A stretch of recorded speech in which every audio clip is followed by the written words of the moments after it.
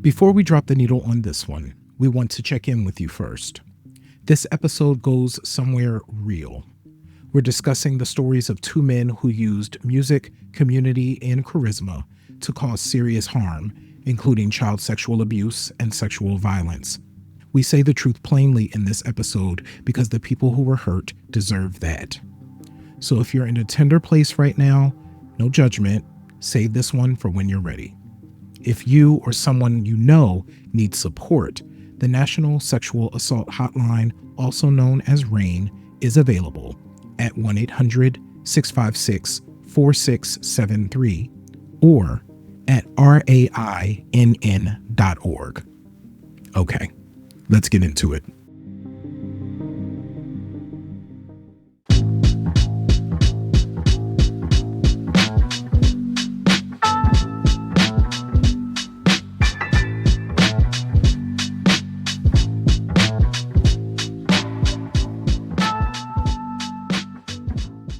Greetings and welcome to another episode of Q Points Podcast. I am DJ Sir Daniel. And my name is J. Ray, sometimes known by my government as Johnny Ray Cornegay III and Sir Daniel. So the past couple of weeks, we have been bombarded, if you are anywhere near YouTube, about the release of the Cult of NatureBoy documentary, which is out now.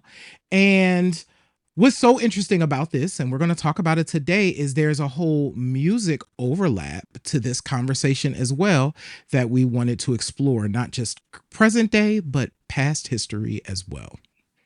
Listen, I'm just going to preface this conversation by saying I love documentaries, but more than that, I love a cult documentary.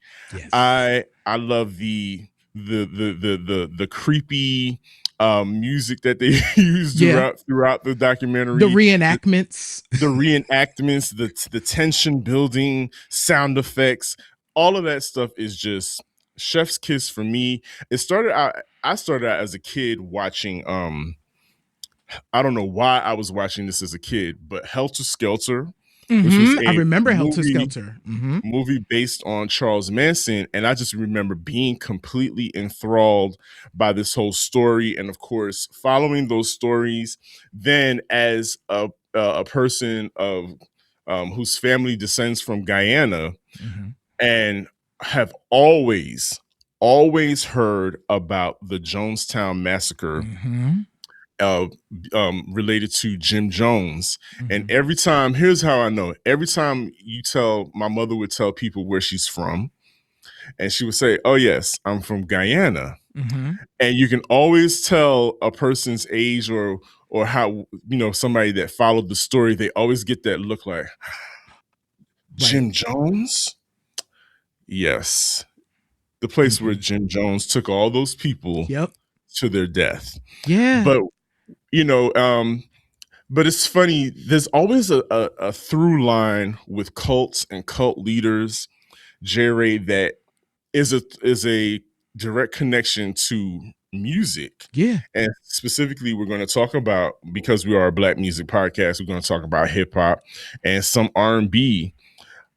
What I find with a lot of people who get aligned with cults and cult leaders is that they're always looking, they're somewhere in their life, they're looking for something to ground them and something to have a connection with. And these cult leaders provide that. And because these cult leaders have this charisma and they know the exact right things to say, they're oftentimes, people that have the power to gather these people and have them follow them. And we have a lot of that within popular modern music. Yeah. Very charismatic figures who speak to, especially when it comes to teenagers, who speak to them, who speak to their plight, as it were, and their need for a connection to something bigger than them. And we see that all the time, a lot in hip hop music.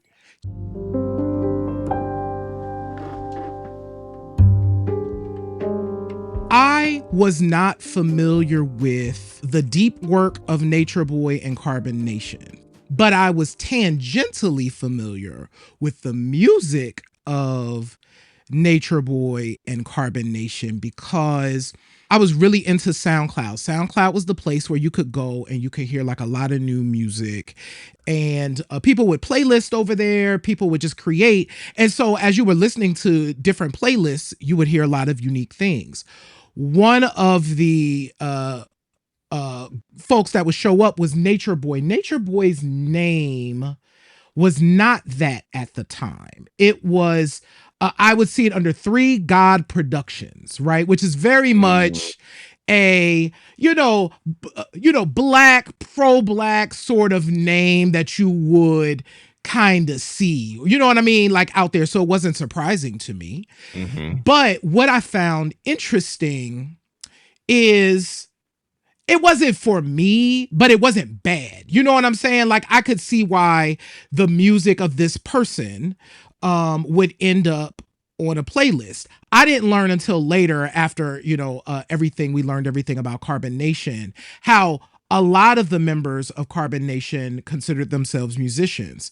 But I think it's important that we take a step back as we jump into this just to kind of ground folks in what this documentary kind of is.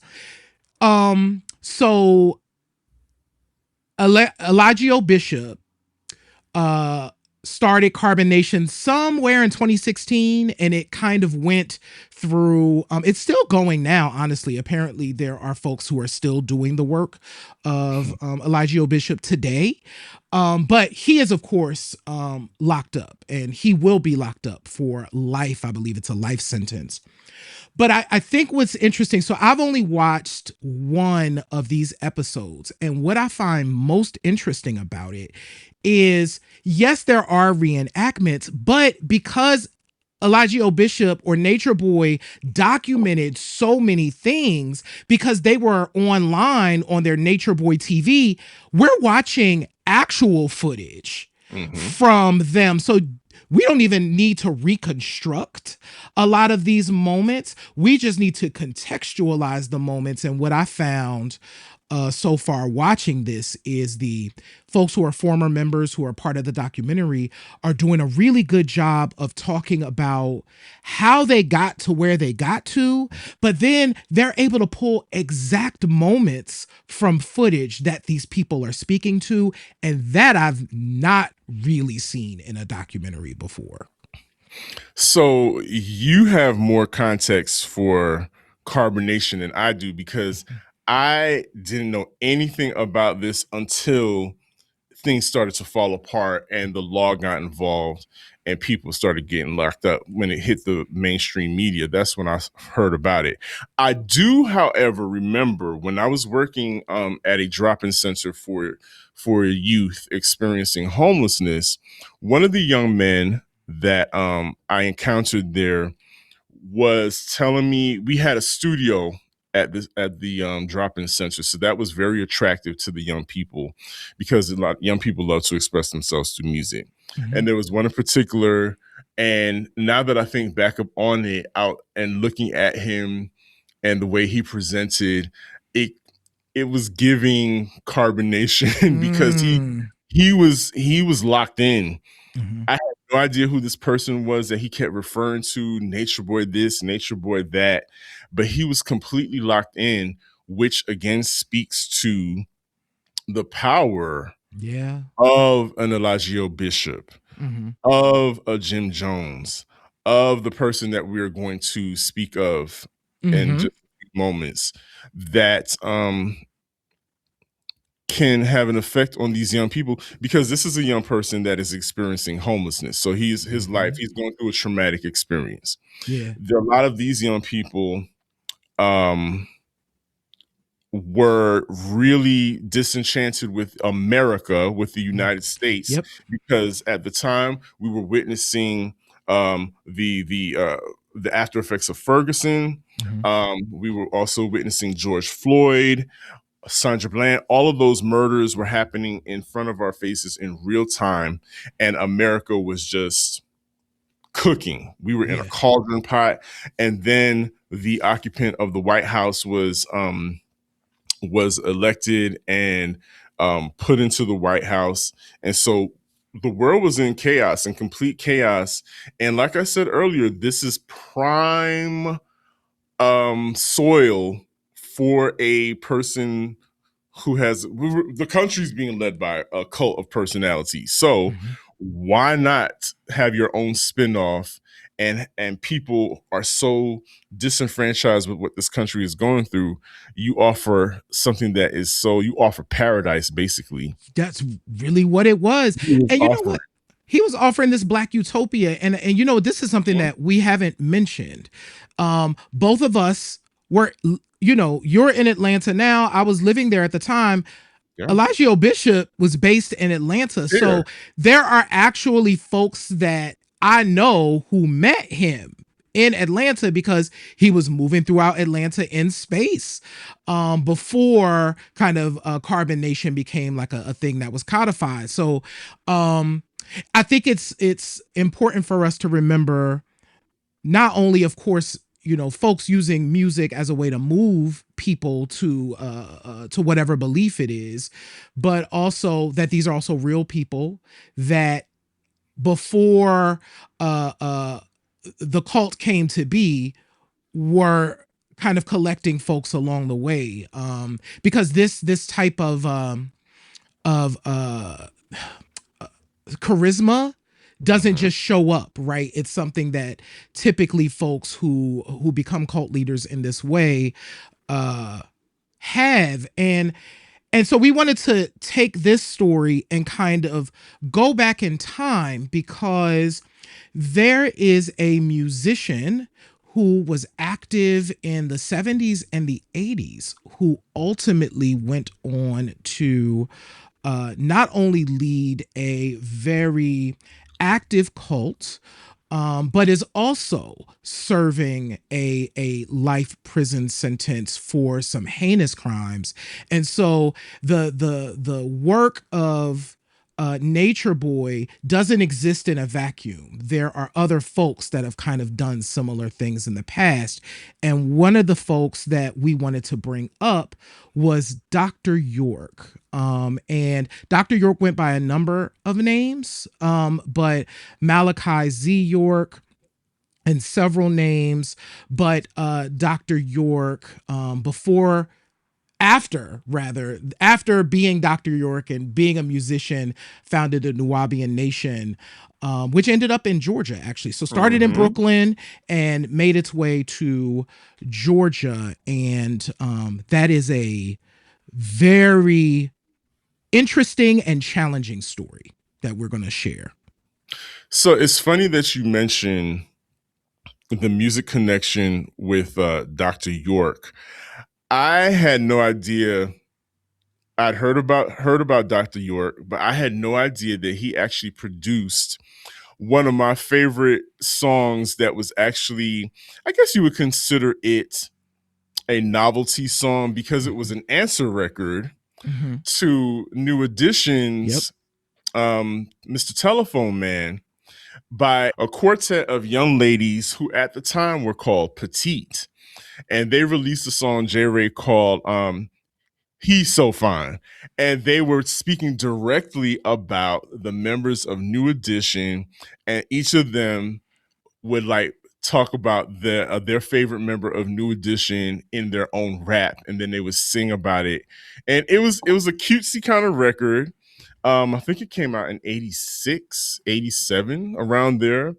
You never heard from them again until the early 90s when they resurfaced as Ex-Girlfriend, And who we, you all know of from Why Can't You Come Home, mm-hmm. and other songs that were produced by Brooklyn's own Full Force. Yep. But right now, J. Ray, give them a rundown, a little history behind Dr. York, Dr. Malachi York. Yeah. So, focusing on well, first of all, the history of Dr. York is kind of fascinating. I will say this: Dr. York began preaching in Brooklyn during the Black Power movement, actually. And he started to combine elements of the Moorish Science Temple, the Nation of Islam, the Nation of Gods and Earths, into kind of its own thing. And that's kind of how Dr. York, and so this is in the late 60s and the early 70s. So that's how far back this goes. But Dr. York also interestingly had this very vibrant music career. So he was known as a session musician, but ended up founding a studio called Passion Studios. Had a couple of record labels. So York's Records and then Passion Records. I think the Petite album came out on York's Records, actually, or it may have been re-released on Passion Records. But he himself in the mid 1980s as well started to release music that also sounded like doo-wop in a lot of ways. So it was typically very male centered, but it would be like these lush vocals and harmonies, and that's kind of what he was doing. Lots of slow jams and ballads. But what's interesting is that he was doing all of this. And of course, because he had the studio, he was interacting with a lot of other musicians, rappers at the time. And so Dr. York also did influence a lot of folks who were in hip hop at the time, one of which being Afrika Bambaataa. So the teachings of Dr. York that he was doing also did influence some of the ways that the Universal Zulu Nation was also formed. So not only was this man a musician, of course, he was also preaching, and those teachings influenced a lot of rappers of the day. So you will see pieces of the work of Dr. York. They've shown up over the years in not just musical ways, but just in the ways of some of the folks in hip hop interacting and moving.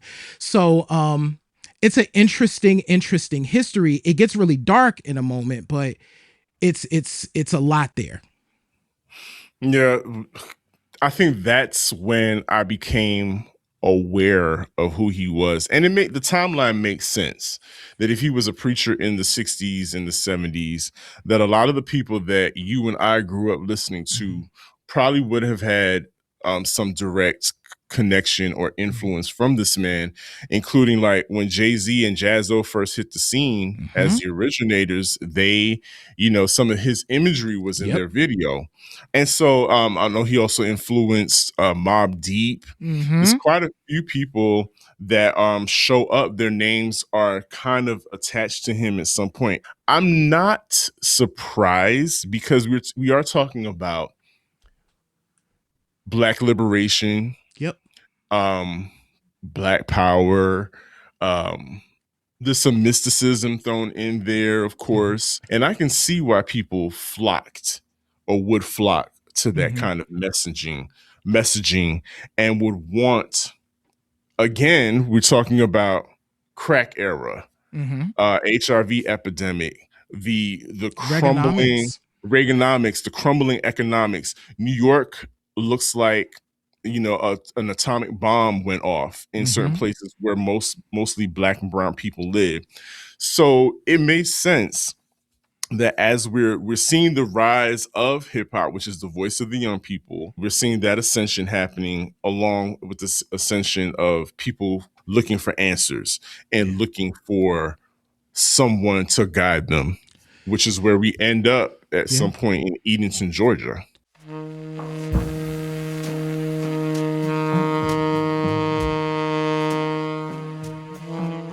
In the 1990s, Dr. York moved the community. They had a compound essentially in Georgia that included pyramids, that included statues of sphinxes and gods. They were all built by the followers on this property in Georgia. So this was not a small operation. This was a major compound in Georgia. Had you heard about this story at all? So I heard about it after, or it His became arrest. more after his arrest. It became more prominent then because it was all over the news. But I think what really caught my attention when looking back is that I was associated with people, with a producer that was working with people that were actually a part of this community. And if memory serves me correctly, all of these things were happening around the same time that Outkast was blowing up. And Mm-hmm. remember when the AT Alien album Yep. dropped, Mm-hmm. a lot of that same imagery with the Yeah. pyramids and Mm-hmm. everything and the aliens is coincides with what the followers of the Nuwaubian nation were studying and were a part of. So that kind of started incubating here in Georgia. And they had, when you go out to someplace like Edenton, Georgia, Mm-hmm. and you get enough land where you can be out there kind of isolated from eyes, the Mm-hmm. law and whatnot, certain things can go down when you are left to rule on your own. I know that we mentioned early on that this, much like the Eligio Bishop story gets dark, the Dr. York story gets quite dark.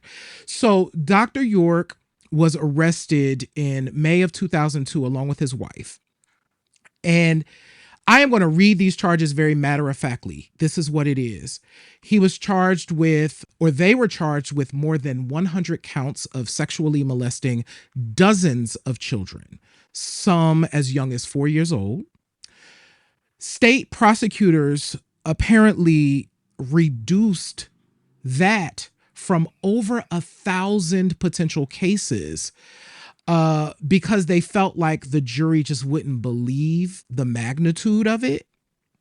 So he ended up being convicted by a jury in 2004 on multiple counts of child sexual abuse as well as a RICO. So he was sentenced to 135 years in federal prison, with more than 70 of those years stemming directly from racketeering and financial crimes under the RICO statute.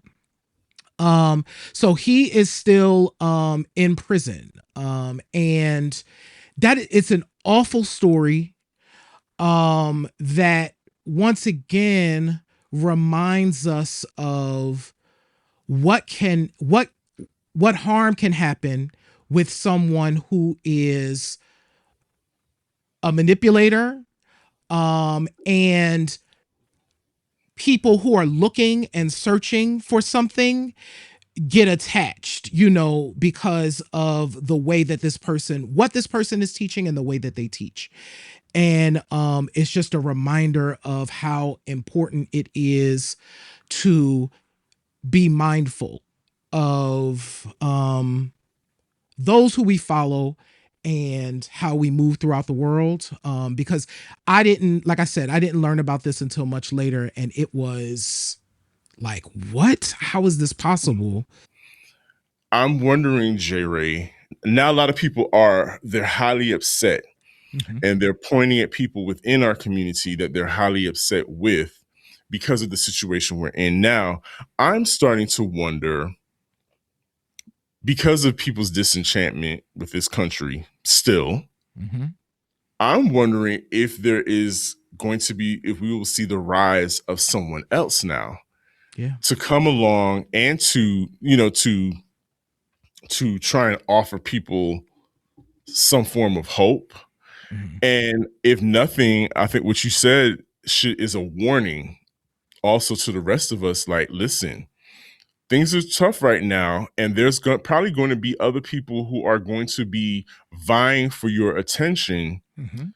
and in hopes that you will follow their lead, in Mm-hmm. hopes that will probably sell you a dream of paradise like a nature Mm-hmm. boy, and who may come with some really good music Yep. at the same time, or offer you the opportunity to platform your music. And if you are a musician, singer, whatever, I think these are things that we need to be aware of, and to just be cognizant of, okay, I know things are tough right now. Let's just be mindful of who comes along offering solutions immediately, Yes. and just really take the time to listen to things, listen to the language that they're speaking with, and just put some thought into it, because Yeah. the cult of personality is what led us to where we are now. And so I think these are great lessons, people Mm-hmm. like the Nature Boys, the Dr. Malachi Yorks, that we could look at to kind of see what we can look out for, Mm-hmm. when it comes to, people that are vying, that are saying that they can lead us to the right path or lead us to paradise. Absolutely. There's that classic quote. Who is it from Maya Angelou? Who says, "When people show you who they are, believe them." You pay attention, um, for your sake and the sake of your children, the sake of your family. I think it's incredibly important. And listen, we talk about this a lot on this show. Music has the power to heal. Music also has the power to harm. Pay attention to those frequencies. If there's something in a song that don't feel right, you can turn that song off and you can acknowledge, like, I don't know about that. There was something in that that just didn't sit where I needed it to sit, right? Pay attention to those things because we have so much of that innate with us, right? As Mm. someone who loves a dance and a DJ, I can tell when the DJ is having a good night or a bad night based on how they play, what they play, and like what journey they are taking me on. Is this a journey to a place where I want to go? Or is this a journey that, you know what, I'm going to cut this night out early? Right. Yeah. So just pay attention to it and realize that a carbon nation does not happen in a vacuum. There have been other carbon nations that have existed over time. And yeah, we have to be mindful. Mm. I think Yeah. you hit the nail on the head. Just basically mind the energy, Mind the energy. Yep. and pay attention to your instincts. Your instincts are never wrong. Yep. Yep. Well, y'all, thank y'all so much for tuning in to this episode of Q Points. We appreciate y'all. If you can see our faces and hear our voices, go ahead and hit the subscribe button. Share the show with your friends, family, and colleagues. Did you know about Dr. York? Did you know about his music? And that whole part of his career, and know that story? Let us know in the comments. Were you a follower of, or are you a follower So, of Carbonation and Nature Boy? Let us know that in the comments as well. Visit our website at qpoints.com. There you can check out all of our archive episodes, and there's a lot there for you to take in. You can become a member. It keeps the lights on here in Q Points land. You can shop our store at store.qpoints.com, and over on Substack, you can get some additional content. We appreciate y'all. We love y'all. absolutely. And like I always say, in this life, you have a choice. You can either pick up the needle or you can let the record play. I'm DJ Sir Daniel. And my name is Jay Ray, y'all. And this is Q Points Podcast, dropping the needle on Black music history. We will see you on the next go round. Peace. Peace, y'all.